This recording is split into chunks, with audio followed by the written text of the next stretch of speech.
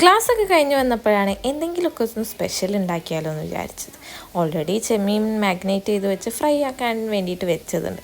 പിന്നെ എല്ലാ സാധനങ്ങളും വീട്ടിൽ തന്നെ ഉണ്ടായിരുന്നു ബിരിയാണി വെക്കാൻ വേണ്ടിയിട്ടുള്ളത്. അപ്പോൾ പിന്നെ ഒന്നും നോക്കിയില്ല, നല്ല അടിപൊളി ചെമ്മീൻ ബിരിയാണി ഉണ്ടാക്കി.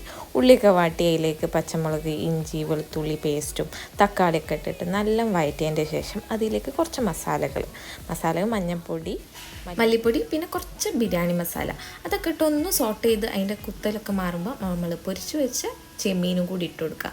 പിന്നെ നമുക്ക് അപ്പുറത്തെ സൈഡിൽ വെച്ച് നമ്മൾ ബിരിയാണിക്കുള്ള റൈസ് റെഡിയാക്കി എടുക്കാം.